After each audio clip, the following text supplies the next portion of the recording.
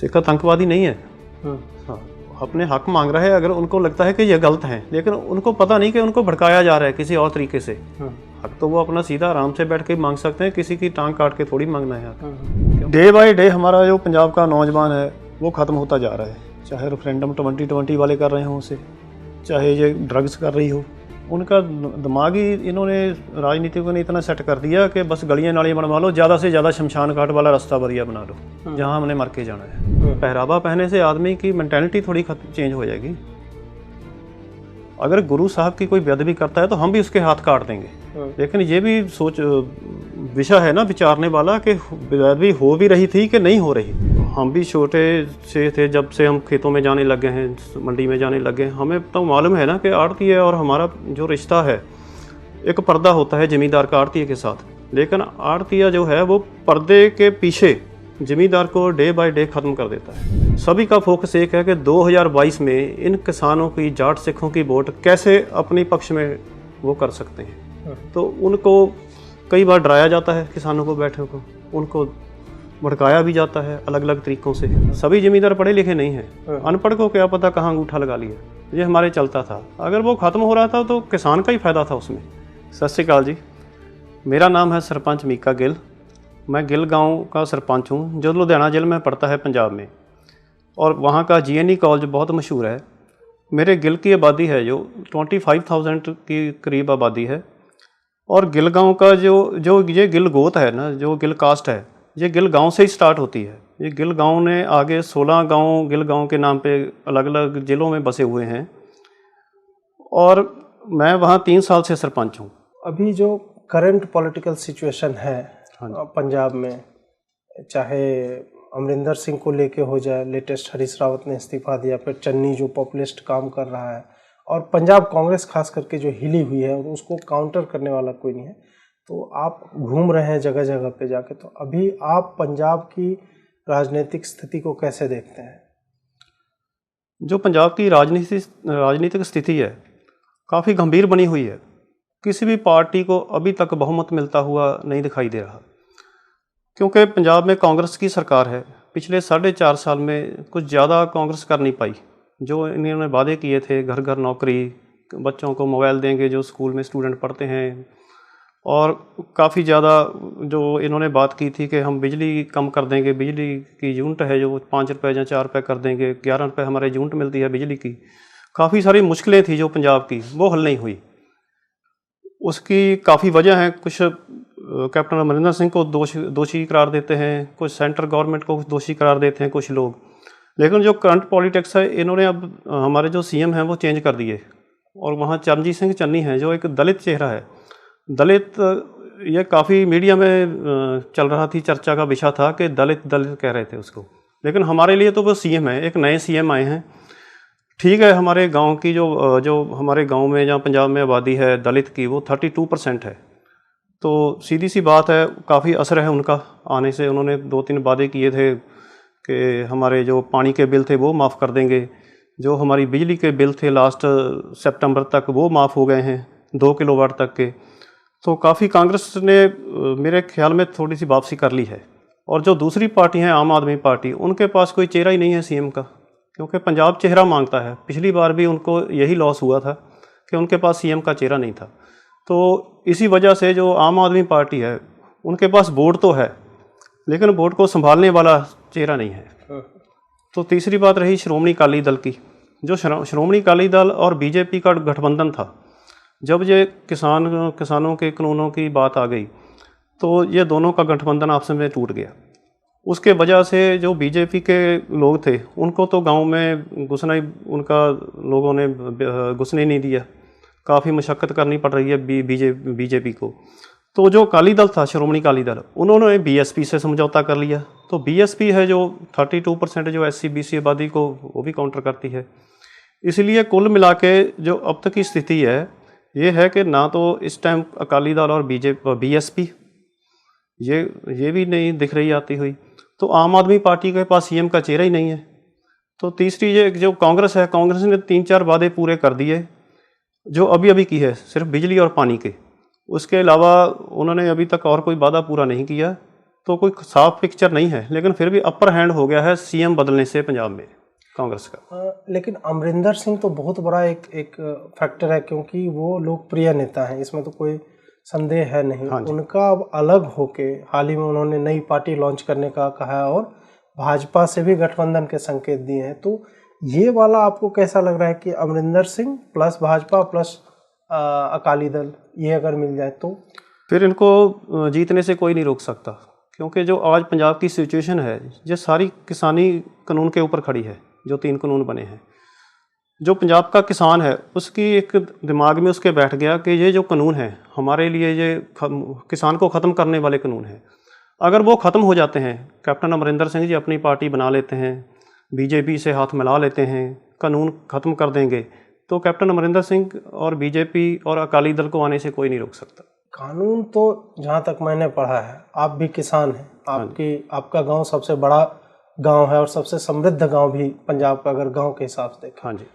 तो आपको सही में लगता है किसान कानून ये काले कानून है, या इससे सही में छोटे किसानों को कोई असर पड़ने वाला है, या उनकी तो मुझे बेहतरी होती दिखती है? देखो, जो मैं पर्सनल बात, जो मेरी पर्सनल सोचनी है इसमें, जो पंजाब का किसान है जिसको हम जाट कहते हैं, जमींदार हैं, जट सिख है, किसी को अपने खेत से एक मूली तक नहीं उखाड़ देता अपनी मर्जी के बिना। हमारे वहाँ कत्ल होते हैं, भाई भाई का कत्ल कर देता है सिर्फ 1-4 इंच जगह की खातर। सिर्फ जो खेत में बट होती है जमीन, आड़ बोलते हैं, वो आड़ के इधर थोड़ी सी भी नहीं उसको दूसरे अपनी तरफ होने देता, या दूसरे कत्ल तक हो जाते हैं थोड़ी थोड़ी बात पे। तो ये जो बात चल रही है, ये बिना बेवजह बात बढ़ाई गई है, बढ़ा चढ़ा के बताई गई है उनको कानूनों के बारे में। क्योंकि एक आड़तिया, जो पहला एक कानून है कि आड़तिया सिस्टम ख़त्म हो जाएगा। हम भी छोटे से थे, जब से हम खेतों में जाने लगे हैं, मंडी में जाने लगे हैं, हमें तो मालूम है ना कि आड़तिया और हमारा जो रिश्ता है, एक पर्दा होता है ज़मींदार का आड़तिया के साथ। लेकिन आड़तिया जो है वो पर्दे के पीछे ज़मींदार को डे बाय डे ख़त्म कर देता है, बहुत बड़ी कुंडी लगाता है। ये जो सीधे हमारी जिन्स जो अगर सीधी गोदामों में जाती तो हमारा बहुत बड़ा फ़ायदा था। एक तो आड़तिया की फ़ीस ख़त्म हो जाती, दूसरा जो हमें वहाँ पे आड़तिया कुंडी मारते थे थोड़े से, कोई हमारे काफ़ी ज़मींदार पढ़े लिखे नहीं हैं, सभी ज़मींदार पढ़े लिखे नहीं हैं, अनपढ़ को क्या पता कहाँ अंगूठा लगा लिया, ये हमारे चलता था। अगर वो ख़त्म हो रहा था तो किसान का ही फ़ायदा था उसमें, लेकिन किसान को समझाया नहीं गया, किसान को डराया गया, और किसान पता नहीं कैसे डर गए, ये मेरी समझ में नहीं आ रहा। आपसे प्रश्न इसलिए मैं पूछ रहा हूँ क्योंकि सिंघू बॉर्डर को भी अगर हम देख लें, हाँ जी, और सिखों को लेके अभी बहुत ज़्यादा फोकस्ड है कि किसान आंदोलन पूरा एक तरह से सिख किसानों के या पंजाब के किसानों का आंदोलन बनकर रह गया। ठीक है, टिकैत उकैत है, लेकिन हम देखते हैं पगड़ी, हम देखते हैं कि निहंग ने कर दिया, हम देखते हैं कि लखीमपुर खीरी में सिख अभी बहुत ज़्यादा चर्चा में। तो क्या ये पॉलिटिक्स के कारण चर्चा में आ गए हैं, या वहाँ से ला के इनको बिठाया ही इसीलिए गया है कि किसी तरह इसका इम्पैक्ट पंजाब के इलेक्शन पे हो, और शायद उत्तर प्रदेश का इलेक्शन हो रहा है उस पर भी हो, या आने वाले हर एक इलेक्शन पे, क्योंकि ये उठते हुए तो नहीं दिखते। ये जो किसान को यहाँ ला के बिठाया गया है, पंजाब से ले आए, जहाँ जाना चाहिए था वहाँ तक पहुँचता किया नहीं उनको। तो ये सीधी सीधी राजनीति है। किसान को लेके आए हैं, हरियाणा में ला के शंभू बैरियर पे बिठा दिया। जो मांगे हमने मंगवानी है वो तो हमने दिल्ली से मंगवानी है, अगर मंगवानी है ना, तो उनको तो दिल्ली पार्लियामेंट में आना चाहिए था। पार्लियामेंट में ना आने, उनको पार्लियामेंट की जगह एक ऐसी एजेंसियों के आदमी कुछ पीछे उसमें घुस गए। एजेंसियां हैं हमारी जो पाकिस्तान से जो भी रिलेटेड हैं, जो सिख फॉर जस्टिस हैं उनके थे, जैसे ये दीप सिद्धू था, ये सभी को 26 जनवरी को लेके लाल किला चले गए। ये एक ऐसा तवा वहाँ पे गर्म है, उस तवे पे हर एक आदमी रोटी सेकना चाहता है अपनी, चाहे लखा सिधाना हो, चाहे दीप सिद्धू हो, चाहे कोई पॉलिटिकल पार्टी, नाम नहीं लूँगा मैं किसी का, कोई भी पॉलिटिकल पार्टी हो, सभी का फोकस एक है कि 2022 में इन किसानों की, जाट सिखों की वोट कैसे अपने पक्ष में वो कर सकते हैं। तो उनको कई बार डराया जाता है, किसानों को, बैठे को उनको भड़काया भी जाता है अलग अलग तरीक़ों से। जैसे सिक्स फॉर जस्टिस, उनका तो एक ही एजेंडा है कि खालिस्तान लिख लो जी, खालिस्तान लिख लो। ऐसे ही दूसरे कई ग्रुप हैं जो उनको गलत रास्ते पे लेके जा रहे हैं। अगर किसान आंदोलन को दिल्ली के बॉर्डर पे तो बैठने का मतलब ही नहीं है। अगर मांगे मनमानी हैं तो पार्लियामेंट तक जाए तो जाए ना। ये जो अभी आपने किसान आंदोलन की बात की और खास करके जो लाल किला वाला इंसिडेंट हुआ, हाँ जी, पंजाब में हिंदू भी साइजेबल नंबर में है, हिंदू बहुत बड़ी पॉपुलेशन है। हाँ जी। और उसके बाद ये जो होता है कि लाल किले पे चढ़ गए, खालिस्तानी झंडा फहरा दिया, फिर बोले थे कि नहीं नहीं निशान साहिब है। हम सब ने देखा कौन झंडा क्या है, सबको पता है। तो कहीं ना कहीं ये हिंदुओं के दिल में सिख के लिए जो भाईचारा है, प्रेम है, क्योंकि हम हमेशा उन्हें अपने ही धर्म का एक बड़ा हिस्सा मानते हैं, बड़े भाई के तौर पे देखते हैं कि ये हमारे रक्षक हैं। हाँ जी। आपको लगता है कि ये लोग कहीं ना कहीं सफल रहे हैं हमारे मन को मलिन करने में कि सिख जो है इस तरह के काम करता है? क्योंकि एक तरह से तो ऐसा होता दिखता है। देखिए, जो पंजाब में सिख और हिंदू की आबादी है तकरीबन बराबर है, आपस में कॉम्बिनेशन में है। तो जो सिख और हिंदू का रिश्ता है वो भी 9 मास का रिश्ता है, ये अलग अलग नहीं है। कोई विवाह भी होते हैं आपस में। हाँ, जो विवाद चल रहे हैं ना वो तो सारे पॉलिटिकली है ना, जो लोग राज करना चाहते हैं पंजाब पे। लेकिन कुछ लोग 10-15 आदमी ऐसे हैं पंजाब में जो हिंदू चेहरा है, शिवसेना है, उसमें कुछ आदमी ऐसे घुसे हुए हैं। ऐसे कुछ सिखों में 10-15 आदमी ऐसे हैं जो सिर्फ टीवी चैनलों पे आके एक दूसरे को लड़ाने का काम कर रहे हैं, हिंदू सिख भाईचारे को अलग करने का काम कर रहे हैं। लेकिन गांव में या शहर में ऐसी कोई बात नहीं है पंजाब में कि सिख और हिंदू अलग हो रहे हैं, और ना वहाँ है ना कहीं किसी और स्टेट में भी है। लेकिन इसका असर सीधा जैसे ये 26 जनवरी वाली घटना हो गई, उसके बाद ये सिंघू बैरियर वाली घटना हो गई, तो सिख को मेरे हिसाब से ना जो दूसरी कौमें हैं कोई भी, वो सिख को एक आतंकवादी के रूप में देखने लग गई है।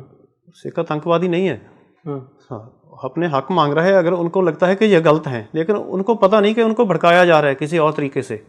हक तो वो अपना सीधा आराम से बैठ के मांग सकते हैं, किसी की टांग काट के थोड़ी मांगना है हक। क्योंकि सिख का ये जो उनके गुरु साहब ने सिखाया है, सिख को लड़ना ही थोड़ी सिखाया है। सिख ने आपसी सभ्य सांझी वाल सदायन कोई ना दिसे बारह जियो, हमारे गुरबाणी में लिखा है कि सभी एक हैं, सभ्य घट राम बोले, राम बिना को बोले रे। अलग अलग पंक्ति हैं गुरु साहब की गुरबाणी में दर्ज हैं।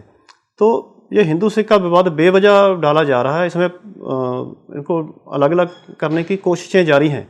लेकिन मेरे हिसाब से ऐसा नहीं हो सकता, क्योंकि वो अपने आप हिंदू भी समझदार और सिख भी समझदार है, और ये होना भी नहीं चाहिए हमारे। अब मैं थोड़ा सा आप ही की बात को, और ये निहंग वाला जो मसला हुआ, हाँ, उस पर खास करके, और लखीमपुर खीरी वाला जो मसला होता है, इसमें हमने देखा कि लखीमपुर खीरी में 8 लोग मरे थे, 4 जिसमें सिख थे और 4 जो है भाजपा से जुड़े कार्यकर्ता कह लें, ड्राइवर कह लें, और लोग थे। उसमें ये लोग जाते हैं सिखों के पास जाते हैं, बाकी जो 4 होता है उसके पास नहीं जाते। फिर निहंग ने जो किया, निहंग ने कल जो है एक आदमी की टांग तोड़ दी। वो मुर्गा बेचा करता था, वो मुर्गा नहीं दिया, टांग। अब इससे क्या होता है ना कि 1-2 लोग ऐसा काम करते हैं और पूरी सिखी एक तरह से कौम पे जो है मतलब उसको बुरी नज़र से देखा जाता है। ऑनलाइन में भी हमने देखा कि बहुत लोग निहंगों को माला पहना रहे हैं, फोटो आ रहे हैं, बहुत लोग वाहवाही कर रहे हैं। ऑन ग्राउंड क्या स्थिति है कि क्या वाकई में कुछ ऐसे एलिमेंट्स हैं जो प्रमोट कर रहे हैं इस तरह की चीज़ों को? देखिए, जो ये निहंग अमन सिंह है, जो सभी काम की जिम्मेवारी ले रहा था, हमने ये कर दिया थोड़े दिन पहले तक की, उसकी बैकग्राउंड निकाल लीजिए आप। उसके ऊपर गांजे के पर्चे हैं, मुकदमे हैं, 323 का 324 का मुकदमा है, लड़ाई झगड़े के मुकदमे हैं। लेकिन उन्होंने जो पहरावा पहना हुआ है वो सिखों वाला निहंग सिंह वाला है। पहरावा पहने से आदमी की मेंटालिटी थोड़ी चेंज हो जाएगी। अगर गुरु साहब की कोई बेअदबी करता है तो हम भी उसके हाथ काट देंगे, लेकिन ये भी विषय है ना विचारने वाला कि बेअदबी हो भी रही थी कि नहीं हो रही। ऐसा ही थोड़ी कि आप गुरुद्वारों में किसी को भी आप इल्ज़ाम लगा के ख़त्म कर दोगे। ठीक है, हमारे पिछले सालों से कई बार गुरु साहब की बेअदबी हुई है, लेकिन पिछली जो अकाली दल की सरकार थी उसके गिरने की वजह भी यही थी शायद, कि बरगाड़ी में उन्होंने इंसाफ नहीं दिलाया सिखों को। इसीलिए जो सिख कौम थी सारी, उन्होंने वोट कांग्रेस को डाल दी और ये यहाँ पे कांग्रेस की सरकार आ गई।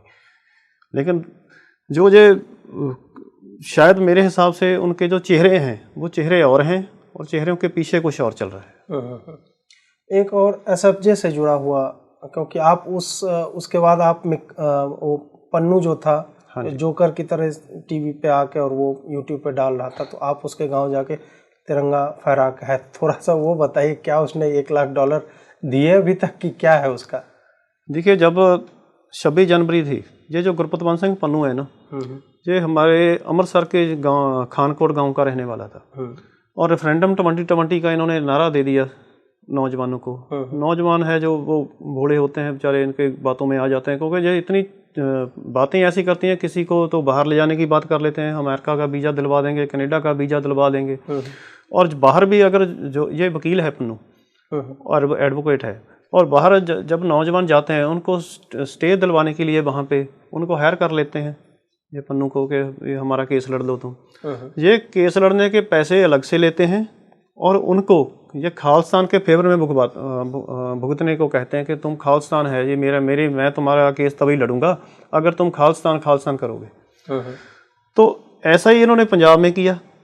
जब ये सिंघू जो 26 जनवरी की घटना भी उसकी प्रमुख है जी, उसमें भी उन्होंने पैसे देने का लालच दिया था, इतने $1 दूंगा, लेकिन दिए नहीं उन्हें आज तक किसी को। देने वाला वो है ही नहीं। यहाँ हमारे पंजाब में है मोगा जिला। मोगा पिछले साल 14 अगस्त को मोगा जिला में डीसी साहब के ऑफिस के ऊपर झंडा फहरा दिया। तो उन लोगों को रौली गांव है, वहाँ पे रौली गांव के लड़के थे वो, मोगा के पास ही $25,000 देने का वादा किया था। हम उनके पास गए भी थे, उनको कोई पैसा नहीं दिया। उल्टा आप ही फ़ोन करके पुलिस को बता देता है कि यहाँ पे लड़के बैठे हैं, जब उनको कॉल करते हैं हमको पैसे दे दो।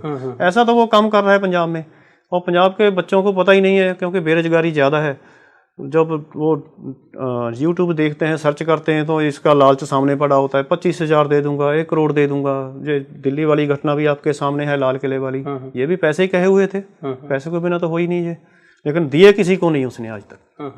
अगला क्वेश्चन कन्वर्जन को लेके है। कुछ लोग तो ये चन्नी के ऊपर भी कहते हैं कि वो क्रिप्टो क्रिश्चियन है। अगर आप उस पर बात ना करना चाहें तो ना करें, ठीक, उसको हम हटा देंगे।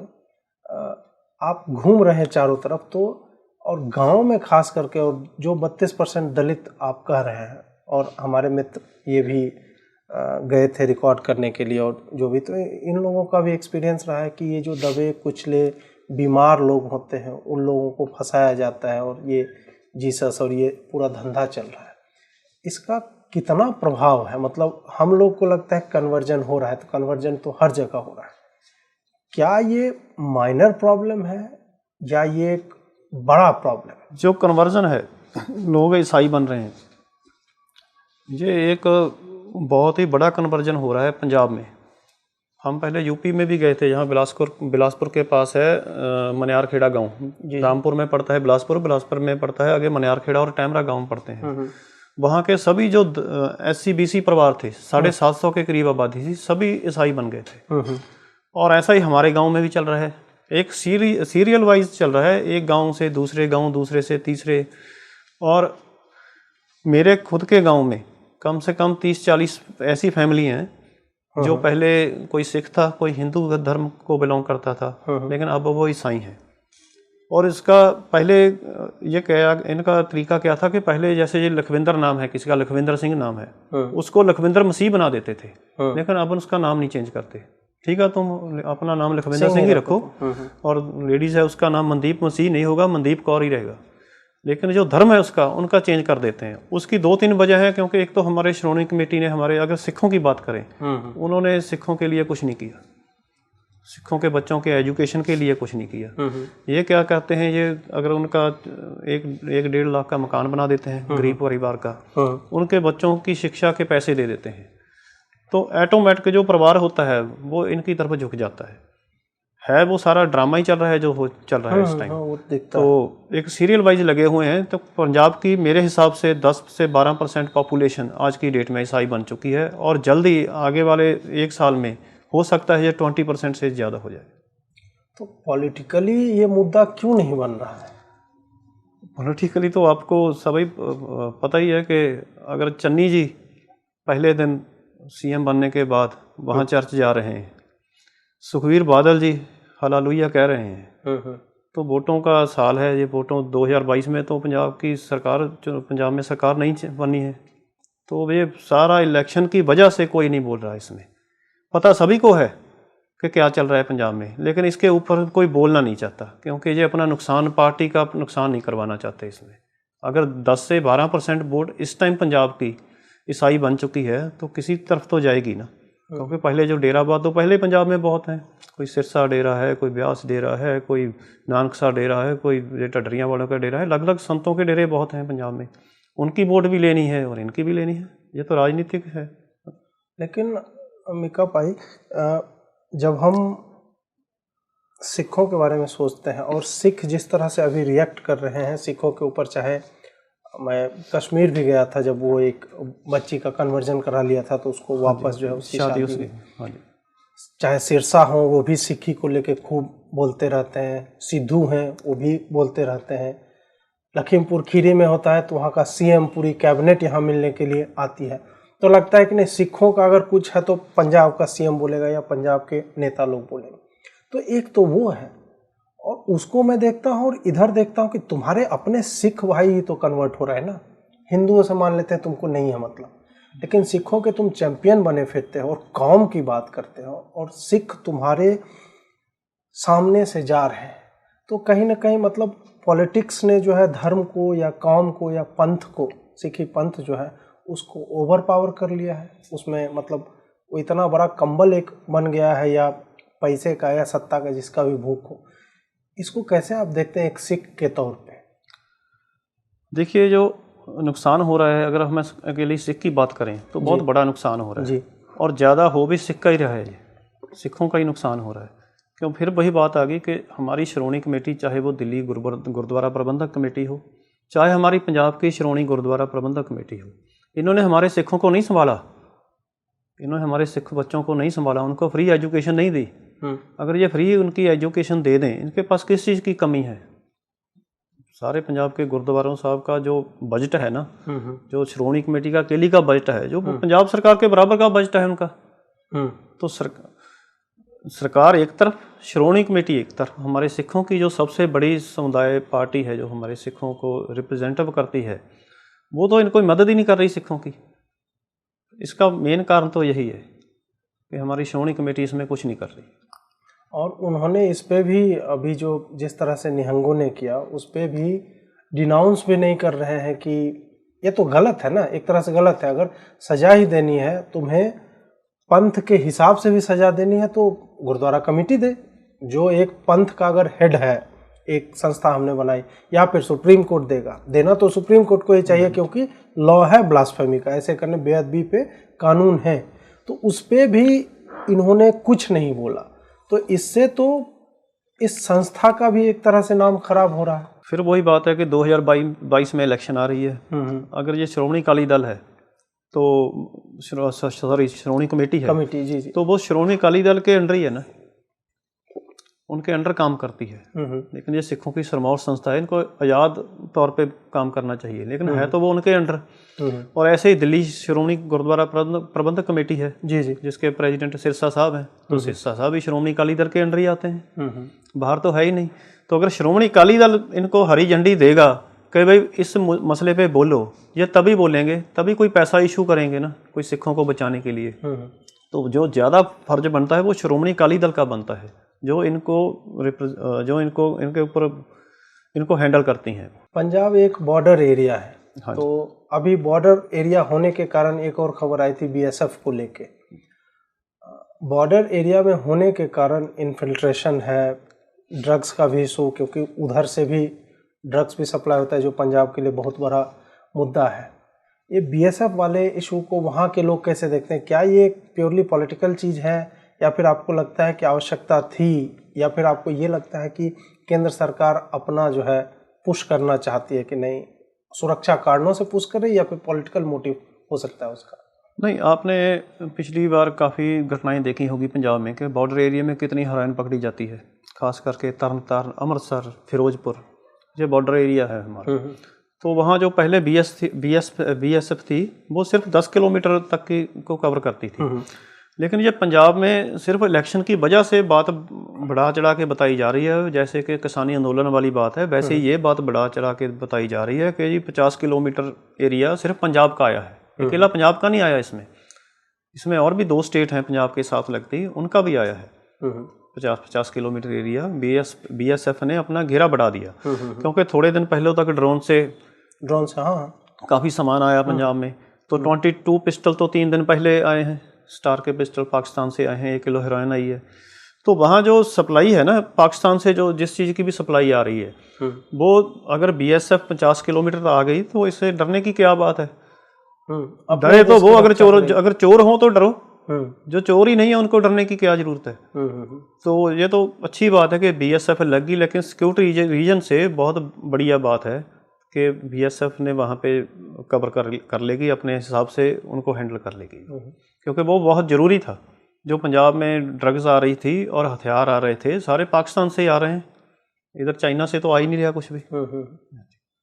आप नवयुवक भी हैं, आप सरपंच भी हैं, मतलब एक तरह से जो राजनीतिक करियर होता है लोगों का वो आपने शुरुआत कर रखी है और आप अच्छा भी कर रहे हैं। तो एक तो युवा होने के कारण पंजाब के कौन से मुद्दे हैं जो एक नवयुवक के तौर पे आप देखते हैं, और दूसरा आप अपने आप को कहाँ देखते हैं, आपकी राजनीतिक महत्वाकांक्षा है, क्या आप इसी फील्ड में आगे बढ़ना चाहते हैं, और बढ़ना चाहते हैं तो क्यों? ऐसे कौन से मुद्दे हैं कि आप सरपंच होके नहीं कर सकते, आपको मतलब MLA या जो भी आगे बनना हो, कैसे देखते हैं आप इन सबको? ऐसा है जी कि कितने साल हो गए, 47 के बाद 67 ईयर हो गए आज़ाद हुए हमारे देश को, लेकिन अभी तक भी हमारे गांव में जब हम जाते हैं MLA साहब जी के साथ जाते हैं, जब हम एक्स्ट्रा अकेले घूमते हैं, पंजाब के लोगों को पूछते हैं जी। तो लोगों की डिमांड पता क्या होती है आज भी? ये हमारी गली नहीं बनी, ये हमारी नाली बनवा दो, ये हमारे शमशान घाट वाला रास्ता बनवा दो। लोगों की सोच, हमारी जो सरकारें आई पिछली बार, अभी तक श्रोमणी अकाली दल रही या कांग्रेस रही, दोनों की सरकार थी, तीसरी तो कोई सरकार ही नहीं आई पंजाब में। अभी तक तो हम गलियों नालियों से नहीं निकल सके। 67 ईयर हो गए हमें आज़ाद हुए। ठीक है जी, तो आगे हम कैसे अपने माइंड को डेवलप कर लेंगे? हमारे युवा हैं जो आज हमारे पंजाब से जब से ये किसानी आंदोलन चला है, कई कंपनियां वापस चली गई। अडानी की वो जो इनका वेयर हाउस था, जो इनके शेलर थे, उन्होंने वापस ले गए। हमारे 4-4 हज़ार नौजवान जो हैं वो फ्री हो गए हैं, बेरोजगार हो गए। डे बाय डे हमारा जो पंजाब का नौजवान है वो ख़त्म होता जा रहा है, चाहे रेफरेंडम 2020 वाले कर रहे हों उसे, चाहे ये ड्रग्स कर रही हो। धीरे धीरे पंजाब के जो नौजवान हैं तभी जो अब्रॉड जा रहे हैं, बाहर जा रहे हैं। आइलेट्स करो, किसी लड़की से शादी करो, बाहर चले जाओ। पंजाब को क्यों छोड़ रहे हैं? उसकी वजह यही है कि बेरोजगारी है पंजाब में बहुत। हम गांव में जाते हैं, कोई हमसे ये नहीं कहता कि भाई मेरे बच्चे को नौकरी दिलवा दो। उनका दिमाग ही इन्होंने राजनीतिकों ने इतना सेट कर दिया कि बस गलियां नालियां बनवा लो, ज़्यादा से ज़्यादा शमशान घाट वाला रास्ता बढ़िया बना लो जहां हमने मर के जाना है। तो हमारा जो है कि हम इसी को अपनी राजनीति सरपंची पर हम सीमित नहीं रहना चाहते, क्योंकि मेरे गांव का तकरीबन काम कंप्लीट हो चुका है। मैं इससे आगे सोच रहा हूँ। आगे सोचूंगा तो लोगों की सेवा करूंगा। अगर मेरे में, क्योंकि ये एज होती है, ये नहीं कि मैं 80 साल का होकर काम करूंगा। अभी मैं यंग हूँ, मैं कहीं आ जा भी सकता हूँ, मैं 18-18, 20-20 घंटे भी काम कर सकता हूँ। आगे से 10 साल बाद मेरी ये एज नहीं रहेगी और ना मैं इतना काम कर पाऊँगा। तो मैं चाहता हूँ कि अगर मेरे हाथ से कुछ हो सके, किसी का भला हो सके, हमारे नौजवानों का, उनके लिए मैं कहीं से रोज़गार ढूंढ लाऊँ, कुछ ना कुछ कर लूँ। ये गलियाँ नालियाँ ने हमें रोज़गार थोड़ी देना है, हमें रोटी थोड़ी देनी है। जो पंजाब के मसले हैं, बिजली हमारे पंजाब में सबसे मसला मेन है, वो बिजली का है। 11 रुपये यूनिट हमको पड़ती है अभी भी। 11 रुपये यूनिट? 11 रुपये यूनिट पंजाब में है हमारे घर की बिजली। ये उत्तरांचल में चले जाइए 5 रुपये यूनिट है जी। और खेती बाड़ी वाली भी बिजली 5 रुपये यूनिट, घरों को भी 5 रुपये यूनिट। हमारे इससे अच्छा तो हम घर में फैक्ट्री लगा लें, वो भी हमें नहीं लगाने देते। हमारे पंजाब से सारा रोजगार शिफ्ट होके बदी चला गया है, हिमाचल में चला गया। क्योंकि पिछली 10-12 साल से यही हो रहा है। हमारे पंजाब का जो सारा इंडस्ट्री एरिया था वो सारा वहाँ चला गया। और हमारे पीछे साइकिल इंडस्ट्री है जो, वो भी CM जोगी जी से बात करके आए हैं। उनके जो रिप्रेजेंटेटिव थे, चेयरमैन थे गुरमीत सिंह कुलार, वो CM जोगी जी से बात करके हमें यूपी में जगह दे दो, क्योंकि यूपी में हमारे से यूपी में बिजली सस्ती है। सबसे बड़ी तो हमें बिजली मार रही है, महीने में हमें 8-8 हज़ार बिल आ रहा है मीटरों का। दूसरी बेरोजगारी है हमारे क्योंकि रोजगार के साधन है जो पैदा ही नहीं कर रही सरकार। इलेक्शन में तो बहुत बड़े बड़े वादे हो जाते हैं जी, हम 1.5 लाख नौकरी देंगे, 2 लाख दे देंगे। अब आप ऐसा देखिए कि पीएन की नौकरी, ग्रेजुएट फार्म भर रहे हैं पीएन की नौकरी को, तो ये क्या आदमी सोचेगा कि मैं क्या पढ़ के ग्रेजुएशन करके मैं क्या करूँगा, पीएन की नौकरी करूँगा। पीएन की नौकरी, मैं बात बताता हूँ कि नौकरी कोई भी माड़ी नहीं होती, कोई गलत नहीं होती, क्योंकि खाना अपने इनकम का साधन होता है, रोजगार है। लेकिन इतनी पढ़ाई करने के बाद भी अगर तुमने पीए नहीं बनना है, फिर तो पढ़ने की जरूरत ही नहीं था, 8-10 साल खराब करने की जरूरत नहीं, 10 साल पहले कर लेते। बेरोजगारी ने हमारे नौजवानों का माइंड इतना सेट कर दिया, इतना खराब, मतलब इतना सोचने पर मजबूर हो गया कि कोई भी नौकरी मिल जाए हमें, 3rd क्लास की मिल जाए, 4th क्लास की मिल जाए, हम करने के लिए तैयार हैं। एक जो मैं इसी में जोड़ना चाह रहा था वो ये था, और अगर मैं गलत हूँ तो मुझे बताइएगा, शायद एक भी हैवी इंडस्ट्री नहीं है वहाँ पे पंजाब में। नहीं, अब नहीं है। बड़ी जो इंडस्ट्री होती है ना, जैसे ट्रैक्टर जहाँ बन रहा है, या कार मैन्युफैक्चरिंग हो रही है, या एनटीपीसी का, इस तरह का बड़े बड़े जो 5000 लोगों को एक साथ रोजगार देता है, तो इस तरह का तो नहीं है हमारे पंजाब में। इस तरह की कोई इंडस्ट्री नहीं बची। हमारे यहाँ मंडी गोविंदगढ़ था, वहाँ सरिया बनता था डल के, वो भी यहाँ से शिफ्ट होकर बाहर चला गया, मंडी गोविंदगढ़ से। और जो साइकिल इंडस्ट्री है हमारे लुधियाना को साइकिल हब के नाम से जाना जाता है, वो भी अब यूपी चला जाएगा। थोड़ा बहुत स्पोर्ट्स की मैन्युफैक्चरिंग होती है, स्पोर्ट्स की जलंधर में होती है। हाँ जी, बस जलंधर में हो रही है और कहीं नहीं, ज़्यादा किसी जिले में नहीं हो रही। अंतिम प्रश्न यही कि भविष्य कैसा दिख रहा है आपको इस चुनाव के बाद पंजाब का? देखिए, अगर ये पंजाब दोनों पार्टियों से कोई तीसरी पार्टी आ जाए, इसमें तीसरी पार्टी का मतलब ये नहीं कि आम आदमी पार्टी की हम कह रहे हैं कि वो आ जाए, उनके पास तो पहले ही हमने ये दिल्ली भी आके गए हैं, घूम रहे हैं हम अलग अलग जगहों पे। वो पंजाब में नहीं काम कर सकती। दिल्ली में अलग है काम करना, पंजाब में अलग है। हर एक स्टेट का अपना अपना तरीका है, लोगों का अलग अलग लोग हैं। दिल्ली में तो मात्र 9 जिले हैं, 11 जिले हैं। हाँ जी, छोटा है। हाँ। तो हम चाहते हैं कि जो भी पार्टी आए यहाँ पे, देखिए अगर ऊपर हमारे पंजाब के में यही रहा है काफ़ी सालों से कि नीचे कांग्रेस होती है, ऊपर बीजेपी होती है, नीचे श्रोमणी अकाली दल होता है जी, हमारी स्टेट में श्रोमणी अकाली दल और बीजेपी की सरकार होती है, ऊपर कांग्रेस होती है, तो कुछ नहीं बनता। ये अगर ऊपर बीजेपी है तो केंद्र में, तो नीचे ऐसा ही कॉम्बिनेशन हो कि जो बीजेपी से दिल खोल के मांग सकें, तो बीजेपी को भी यही हो कि हम भी इनको देंगे तो आगे भी हम पंजाब में सर्वाइव कर सकते हैं, हमारी सरकार आगे से भी बन सकती है। तो जो कॉम्बिनेशन हो, कॉम्बिनेशन के बिना सरकार नहीं आनी चाहिए कोई। अब तक जो चल रहा है आजकल भी ये कॉम्बिनेशन नहीं है, तभी ऐसा पंजाब में शायद माहौल बना हुआ है।